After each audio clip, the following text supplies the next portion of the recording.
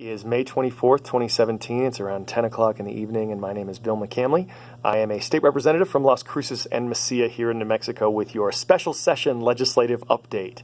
So as we all know, we made a choice in the state to cut taxes on personal income, capital gains, which really helps those at the top end, out-of-state corporations in the last 12 years.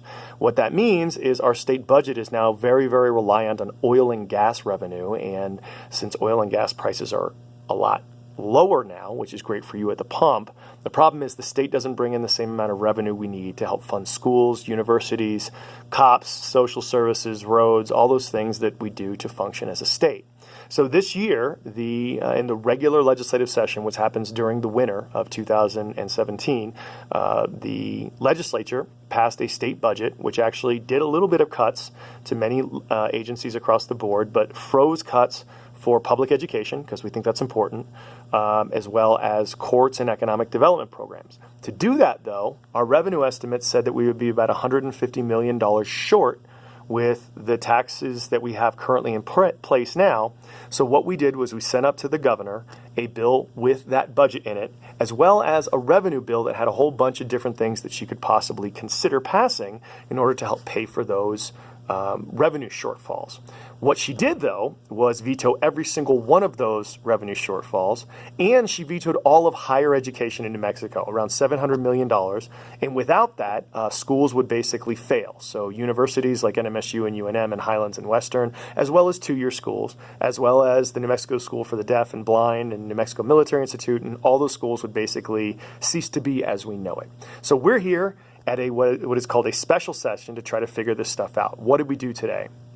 On the House side, remember there's a House and a Senate, we passed a budget bill that would restore funding to the universities, restore funding to magistrate courts, and the legislature. These are two of the other things that the governor vetoed. If the courts don't get the money, a lot of times they can't afford rent and they can't hear things like speeding tickets. And if the legislature doesn't get any money, we can't do all the things that we do throughout the year, like writing bills for the next legislative session, which is kind of necessary in a state government.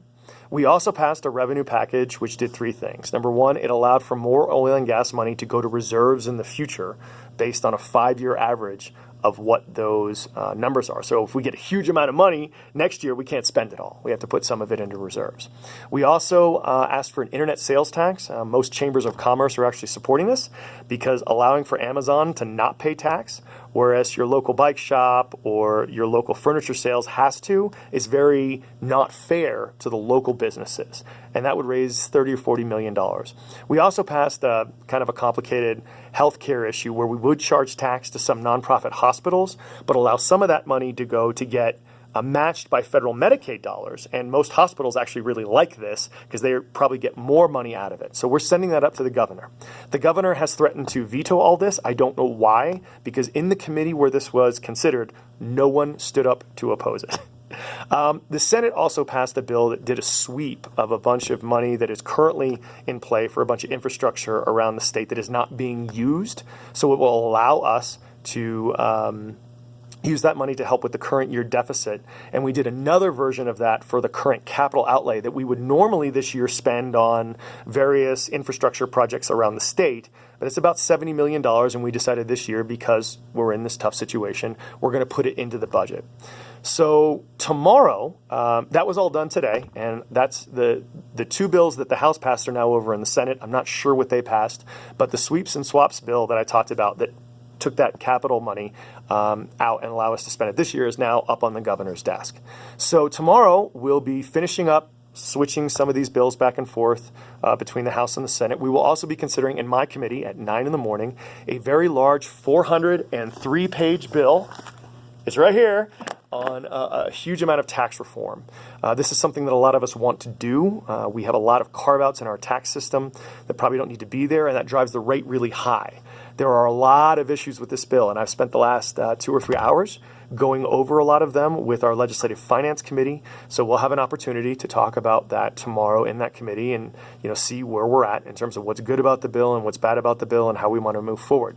The governor has said she won't sign any new revenue unless this thing passes. The problem is we got this, all 430 pages, at 4 o'clock this afternoon, and we're looking at it tomorrow, which is problematic in its own right, but that's where we're at. So that's what I got. As always, if you have questions, comments, or concerns, I will try to answer them the best I can, and I'll be back at you tomorrow. We hope to be done tomorrow and send stuff to the governor, and then come back next week if we have to, but that's where we're at, and I'll talk to you later. Thanks a lot. Bye.